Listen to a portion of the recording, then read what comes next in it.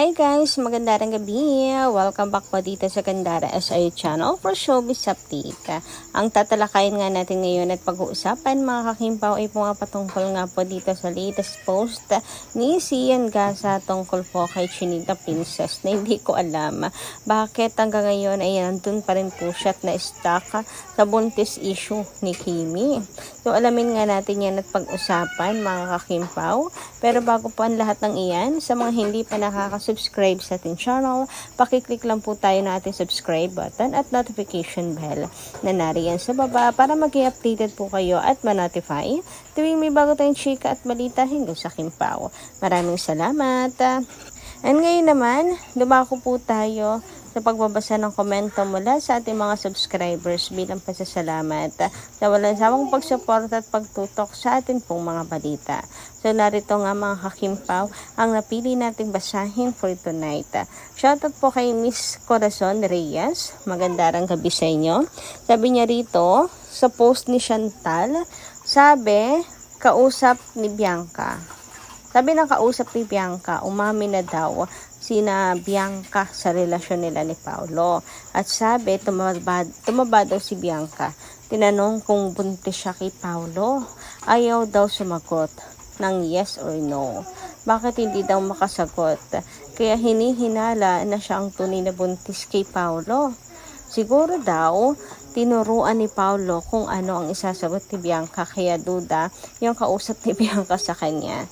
Bakit naman po magkukross ng line? Ma'am Corazon, ano yun?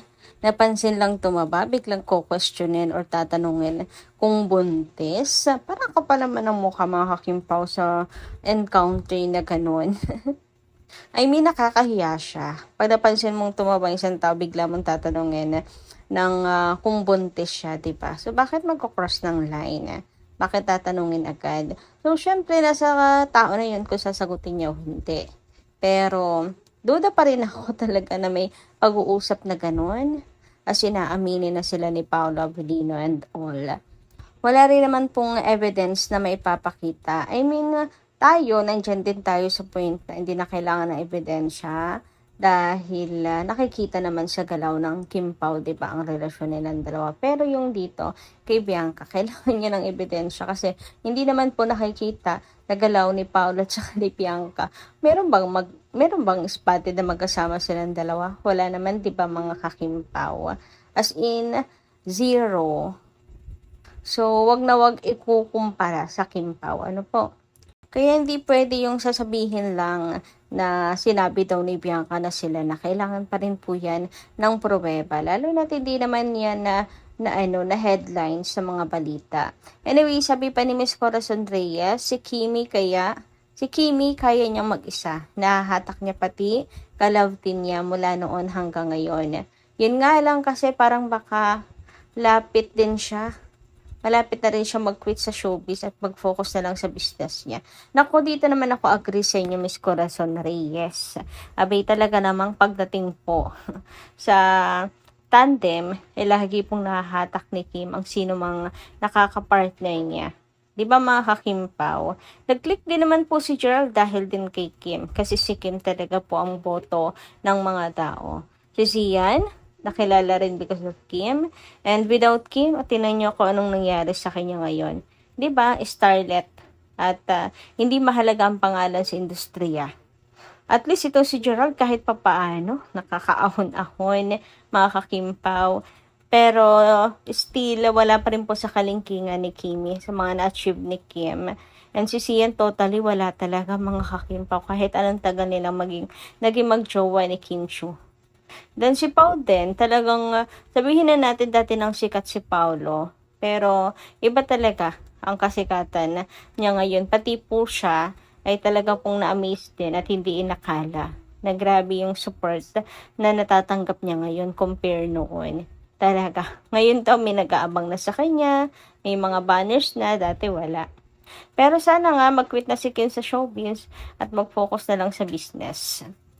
Anyway, speaking of Kim Chu, narito pag-usapan nga natin ang tungkol po dito sa mga maybe mga dahilan kung bakit Gina G ngayon ang mga tabloid sa paninira po kay Chinita Princess. Yes, ang dami talaga mga tabloids ngayon na nagkalat na sinisira ang pangalan ni Kim, mga manghuhula, meron ding mga trolls. And I think dahil to sa mga achievements ni Kimi tulad na lamang po ng Best Global Star sa AMBC. And marami pang achievements ni Kim ngayon.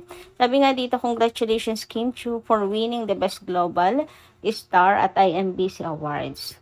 Deserve mo, girl, cause your fans are all over the world. Kahit saang parte man yan ng mundo, may Kimmers. Congratulations, Queen. Dagdag natin to sa mga international trophies mo. Kimi. Hashtag Kim Chu. Nako, sa totoo lang. And ngayon, hindi na lang po Kimmers. Pati Kim Paulancias. Kahit saang sulok ng mundo ay meron talaga mga kakimpaw. So, ganyan ang kinaiingitan siguro nila no mga kakimpaw. Kaya, panay po sila paninira kay Kimi. Kasi, talaga si Kimi, all over the world ang mga fans. Ito pa, ang ini-issue naman kay Kim na buntis. Sabi dito, fresh at super blooming talaga ni Kimi. Haha, may kasabihan ng mga matatanda. If buntis ka, girl, ang magiging baby mo. Haha, char lang.